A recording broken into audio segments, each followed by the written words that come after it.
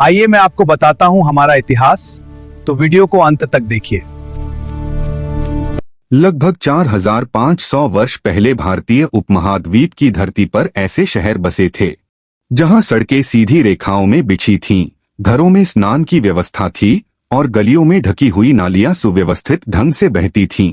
जब ancient Egypt में pyramid बन रहे थे और मेसोपोटामिया में राजवंश उभर रहे थे, तब यहाँ बिना विशाल महलों और भव्य राजकीय मूर्तियों के एक संगठित और उन्नत शहरी सभ्यता विकसित हो रही थी।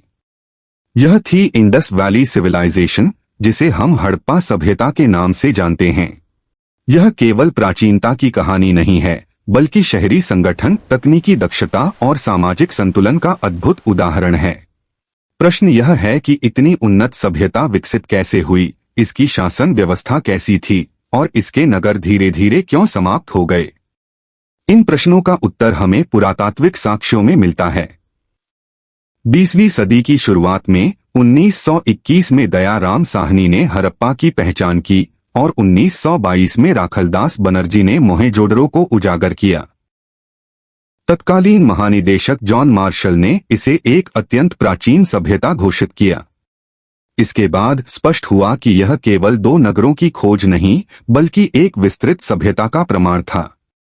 आज तक 2000 से अधिक स्थल खोजे जा चुके हैं, जो दर्शाते हैं कि यह एक सुव्यवस्थित सभ्यतागत नेटवर्क था। कालक्रम की दृष्टि से इसका विकास चरणबद्ध रहा। लगभग 7000 बीसीई में मेहरगढ़ में कृषि और स्थायी बस्तियों के प्रमाण मिलते हैं। 3300 से 2600 बीसीई के बीच प्रारंभिक हड़प्पा चरण में बस्तियां संगठित होने लगीं और व्यापार के संकेत दिखाई दिए। 2600 से 1900 बीसीई का परिपक्व हड़प्पा चरण इसका स्वर्ण काल था, जब विशाल नगर और सुव्यवस्थित शहरी जीवन अपने चरम पर थे।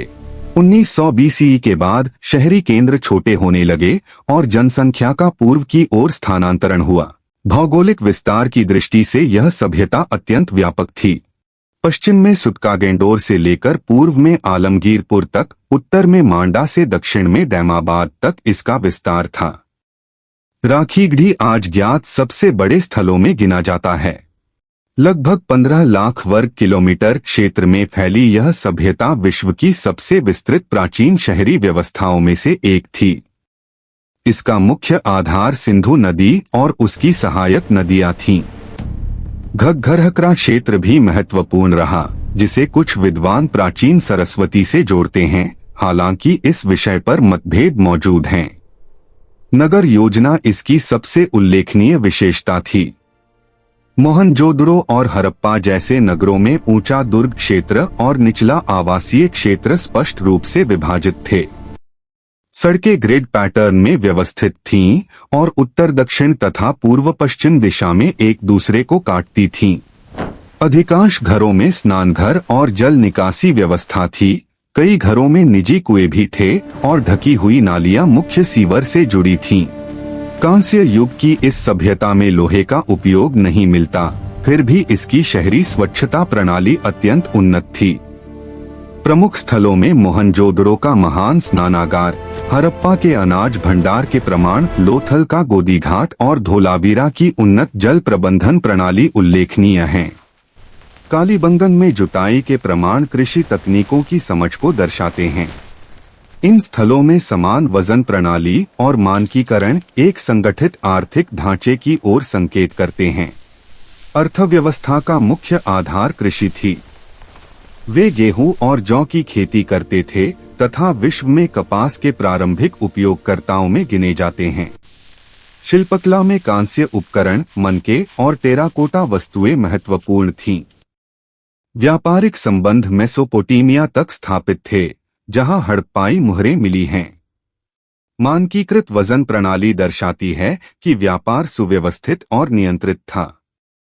शासन व्यवस्था के विषय में स्पष्ट साक्ष्य उपलब्ध नहीं हैं। कोई विशाल राजमहल या भव्य राजकीय समाधि नहीं मिली है, जिससे यह प्रश्न उठता है कि सत्ता संरचना कैसी थी। संभव है कि यह केंद्रीकृत राज्य रहा हो या नगराधारित प्रशासनिक इकाइयों का समूह। चूंकि लिपि अब तक अपठित है, इसलिए निष्कर्ष सीमित साक्ष्यों पर आधारित हैं। धार्मिक जीवन के संदर्भ में मातृदेवी की मूर्तियां और पशुपति मुहर महत्वपूर्ण हैं। कुछ विद्वान इसे शिव के प्रारंभिक रूप से जोड़ते हैं, किंतु यह सर्वसम्मत मत नहीं है। विशाल मंदिरों के प्रमाण नहीं मिले हैं, किंतु महान स्नानागार संभवतः सामुदायिक या धार्मिक अनुष्ठानों से जुड़ा रहा होगा। लिपि लगभग 400 संकेतों पर आधारित मानी जाती है और अधिकांश अभिलेख छोटे हैं। सामान्यतः इसे दाएं से बाएं लिखा गया माना जाता है। अब तक इसे पढ़ा नहीं जा सका है और यही इसकी सबसे बड़ी ऐतिहासिक पहेलियों में से एक है। 1900 बीसीई के बाद शहरी केंद्रों का क्रमिक पतन दिखाई देता है। संभावित कारणों में जलवायु परिवर्तन, नदियों के मार्ग में परिवर्तन और पर्यावरणीय दबाव शामिल हैं। वर्तमान शोध के अनुसार यह परिवर्तन धीरे धीरे हुआ। आर्य आक्रमण का पुराना सिद्धांत अब मुख्य धारा में व्यापक रूप से स्वीकार्य नहीं माना जाता। यह सभ्यता पूर्णतः लुप्त नहीं हुई, बल्कि इसके अनेक सांस्कृतिक तत्व बाद की भारतीय परंपराओं में किसी न किसी रूप में दिखाई देते हैं। इस प्रकार हड़प्पा सभ्यता मानव इतिहास की एक महत्वपूर्ण उपलब्धि है।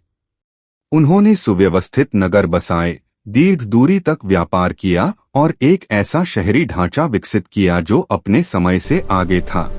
फिर भी उनकी लिपि आज भी मौन है।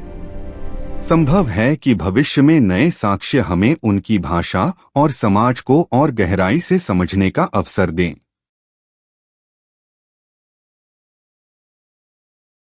यही थी हमारी प्राचीन सभ्यता की कहानी। देखने के लिए धन्यवाद।